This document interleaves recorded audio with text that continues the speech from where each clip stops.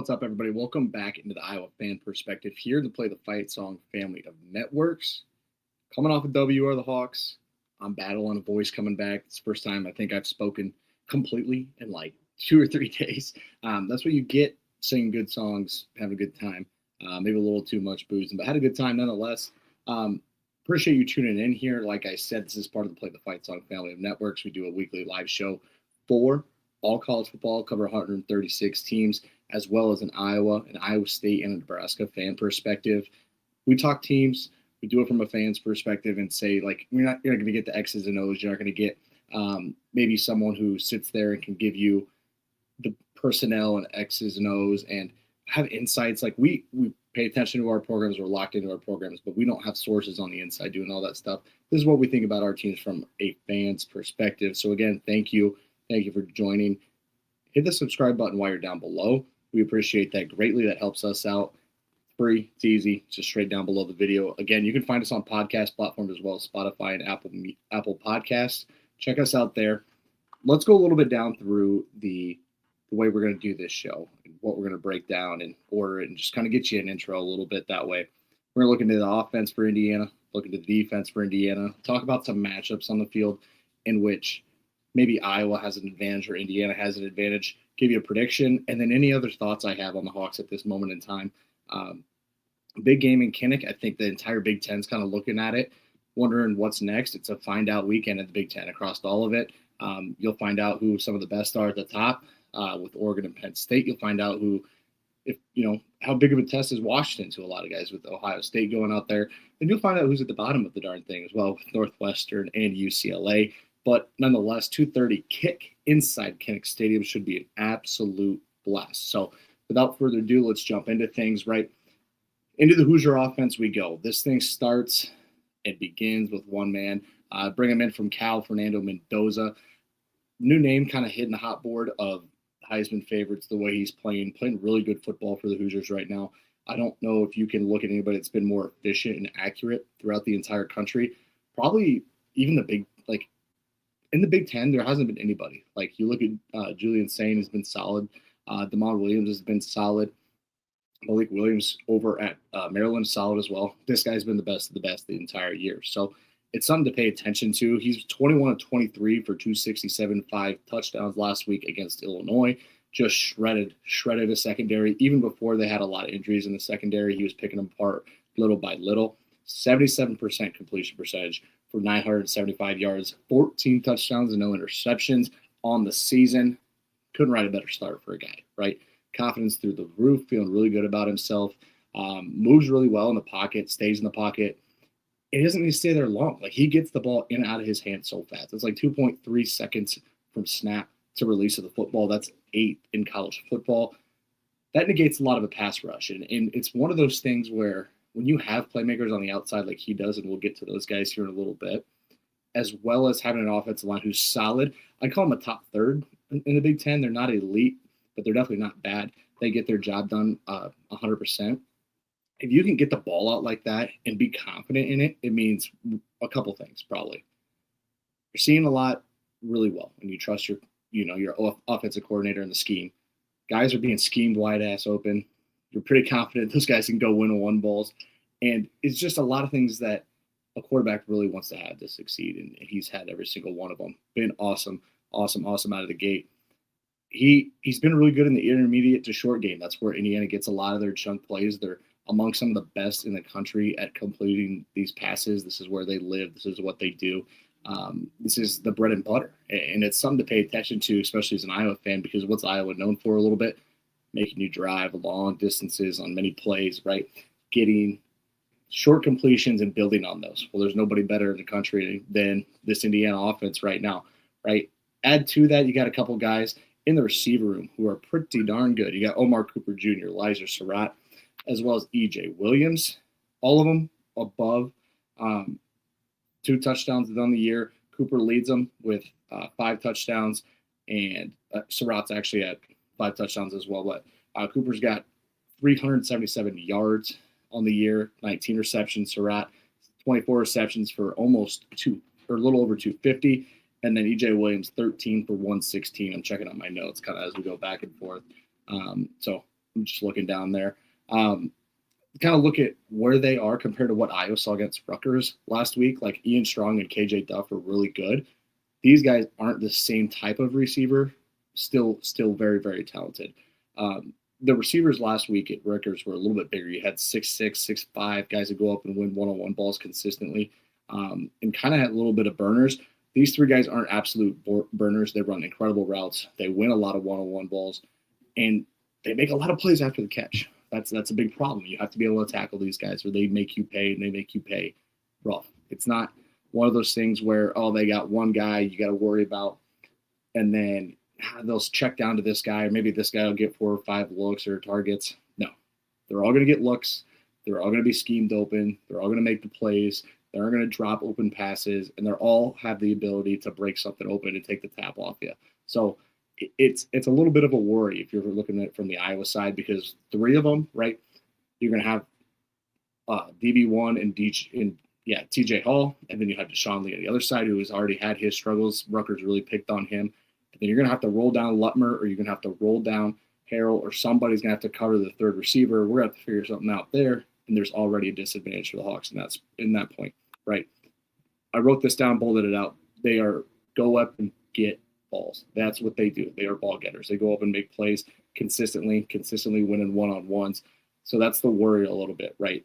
I gotta say, like, you look at what Indiana was last year, and they had really good talent along the offense. The offensive line wasn't killer. The run game wasn't killer. They had Surratt, some pieces there still. This is the best receiving core I've seen in Indiana in a long time. At it, the quarterback who's been absolute nails, you have to really kind of think about how are you going to scheme stuff up, and are you going to make him go 75 yards every time? Well, if they do that, they have the ability to beat you deep. How are we going to adjust to that? So something to pay attention to there. In the running back room, I talked about the run game and the offensive line a little bit. It's by committee in the running back room. They're not going to, have some star power there. Their star power is on the outside with the receivers. Kalen Black, 7 yards a carry. Rowan Hemby, 5.3 yards a carry. 6.8 as a team. Now, it feels a little skewed because they played lower competition to start, and then they got Illinois. Well, you can't dismantle Illinois and not get credit for it, right? You get credit for the way you handled that. And it was the pass game. I felt that was the majority of what they were getting in that Illinois game. And then they decided we're going to run the football off of that, and it was gashing them just as bad. So something to pay attention to there. Those are 2 really good pieces that are also 2 really good pass catchers. So they're going to get put in positions to win on the outside. And how does Phil Parker scheme that thing to kind of get to a point where Iowa feels like they can cover these guys or limit the big play, or even try to get some pressure on Mendoza? Like, there's an offensive line that's really solid. But Mendoza doesn't even have the ball long enough to get after him half the time. So you're going to have to find a way to kind of keep guys locked up for a little bit and create pressure, get him off his rocker and moved around in the pocket, rather than having him sit there and be an absolute missile thrower consistently from all levels of the field to all sides of the field. It's something to pay attention to, right? The pass rush for Illinois was basically non-existent last week, is basically what ended up happening. And it's one of those things where you can sit there and say, yes, but it was already bad, or they had a shot and then it kind of died off, and by the time they had a shot to come back in it was over, to a point. But I feel like Iowa's got a better pass rush. It's not elite. It's not crazy. Illinois is pretty solid. But it doesn't matter when a guy, again, gets the ball out quick. There's consistently open humans, consistently having the ability to run the ball if we need to make plays. So something to lock in there. So before we get into the defense here for Indiana, I did want to give a shout out to our partners, No Rivals, shopnorivals.com. Use code PTFS for free shipping. They got a ton of teams on there. They give Iowa, I think Iowa's got over 30 some hats and designs. I just put 6 on here. Tons of options for you. One of our favorites. And I love the new specific specific sport Hawkeyes they got on here now. You can see the golf one, you see a baseball one in black and white. Different options. Flip those around. They have the espresso collection, a couple options. They got the camo. They have upside down collection. There's tons of options for you. Go check them out. Tell them we sent you. Use the code PTFS to get yourself free shipping.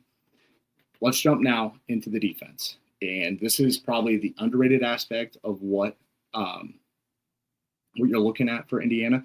I'd say the offense has gotten a lot more love, but one of the best units on this entire team is the defensive front. The defensive line made life absolute hell on Luke Altmaier last week, and they were pretty darn good at it last year playing certain teams. And you look at, you got Mario Landino, Tyreek Tucker, Kalen Wyatt. All of them have 2 or 3 sacks. Wyatt's got 5.5 TFLs. They consistently can find pressures with 3 or 4 without bringing a blitz. And that is a big, big, big game changer. Look at it from the Iowa side. Really good offensive line. I think 4 out of the 5 Jennings Dunker is the only one that doesn't have a PFF grade, is best at their position in the country. Talk about challenge time, right? You have to make sure Gronowski can stay clean. You have to make sure he can stay upright and deliver the football, because we've missed some gimmies in the past game, whether that's a drop, whether he's wide open and we missed the throw. But they're going to find ways to get pressure. Right? You just have to find a ways to negate it and make it not seem like every single time we drop back. We can't have a pressure rate of 25, 30%. Nobody wins football games that way. But there's a possibility Indiana ramps it up and really tries to get after you that way, and they're really, really good at it. Then you look at how they've done that. Look at the linebacker room. Because they've done that and gotten after you, the linebackers run free. They make every play possible. Aiden Fisher, Isaiah Jones, Elijah Hardy, all of them above 10 tackles. Jones and Fisher, both with 3.5 and 6.5 TFLs, respectively. This is an attacking defense. They get after you, and they're very good at it, right? So you have to understand that we have to get the run game going. You have to get to the second level. We can't just let these guys roam free and make play after play and plug holes and kind of disrupt you and get behind the chains before you ever have a shot at 3rd and 2, 3rd and 3, right? We can't sit first and 10 and then immediately into 2nd and 12, and now we're sitting 3rd and 8. Now you got to drop back and let the defensive line and these linebackers make their plays. That's where things get really tough. They're really good, really talented. I think that's a group everybody should be watching on Saturday. Pay attention to these guys and the line of scrimmage, because this is strength on strength right here. This is Iowa's offensive line versus Indiana's defensive line. 2 of the better units within the Big Ten colliding at 2:30 inside Kinnick Stadium. Talked, kind of about how this unit with the front 7 is really, really good. The DBs are pretty solid as well. But the thing is they have guys who haven't tackled very well throughout the year on the back end. So if we can get in space with our playmakers and make them make plays, it changes things, right? You look at their secondary, they've got beyond serviceable guys.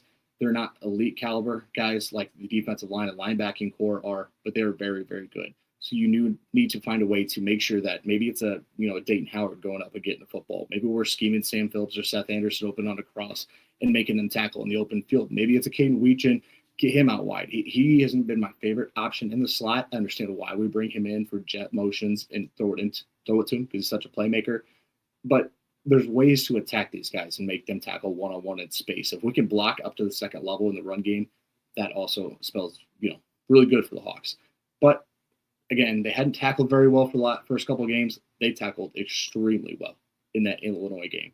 Go look at that number and that PFF grade for all these guys, and the entire team on the tackling department went way up, way up, way up. So just some to outline there. I think it's worth noting. Maybe they're just getting better. I also think, man, Indiana was so amped for that football game last week. That there's no environment. And it almost felt like anybody that walked in there was getting beat pretty bad that night. That's just the honest truth. But this is going to be one of the crazier games, I think, in Kinnick. It's just one of those where there's so much hype around one football team. The other one still feels like it's reeling to the national perspective. And the possibilities are a little bit endless on where you can get beat, it feels like. So something to pay attention to right there. And this guy's been a difference maker. He kind of threw a little low blow back at Bielema earlier this week saying, this week's going to be a lot tougher than last week's test. I think that might have been just, a little bit of getting the troops ready, understanding that there's a lot of big things in front of you still. Important because it's the next one, important because you can't overlook an opponent, down the line. This guy doesn't care what anybody thinks about him. Yeah, he'll say just about anything in pressers. So been a ton of fun to watch him take that program and get better and better. Matchups to watch. We're going to kind of look through this and look in the comments, comment your matchups to watch, what you kind of think everything is going to be. And I just have a couple here that I really want to touch on before we get into our prediction segment, and we'll talk about one of the giveaways we do for the prediction segment. Iowa's defensive line versus Indiana's O-line. There's a really good chance that the O-line for Indiana is gettable, but you have to make sure that happens if you Iowa's or defensive line. You consistently have to get to the quarterback. You have to get him moving, and you have to find ways to do that because there's a lot of hype around this group.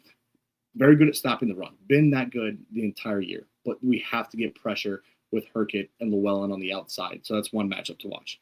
Second matchup, Lutmer, Lee, Shire against wide receiver 2 and 3 and any running backs coming out of the backfield.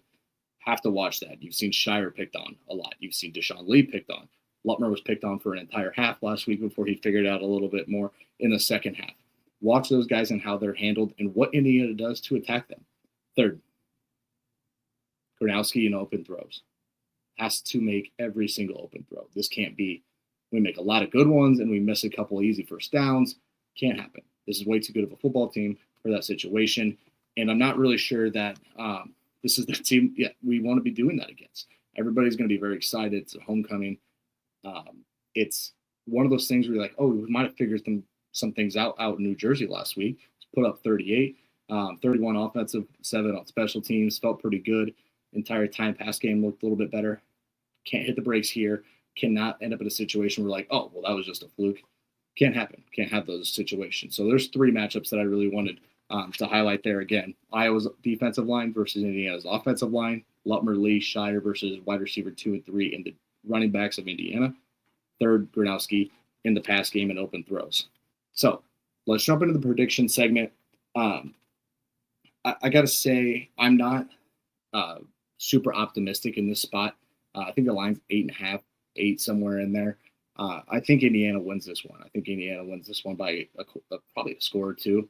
I just think there's too many things that they do really well that Iowa just quite hasn't gotten figured out quite yet. I think that is the second DB or corner spot. I think that is who they roll down and cover in the slot. I think that is the ability to run the football on just about anybody because Iowa hasn't been able to just run the football completely on anybody. Rutgers probably, but this is not the same type of team as Rutgers was. So that's a worry. And, just their scheme offensively worries me. How fast they get the ball out. They take anything you give them, and then they can take the top off if you roll down too hard and don't need double moves to do it. So I got Indiana winning this one 35-16. It's going to be one of those days in Kinnick where got to be a factor in the stands. Have to make sure that we're doing anything and everything we can to make that place hard to play in. But Kirk and the fellas are going to be ready to go. So this is more so like, hey, we're sitting within a score or we're sitting within 10, like a 13-23 kind of late, give up a couple scores because we're trying to make plays and end up in that situation. So I'm hoping for the best. I just need to see more out of this Iowa team before I completely jump on board and start picking them to beat 10 teams. So one more thing here before we kind of start our outro here, going back to our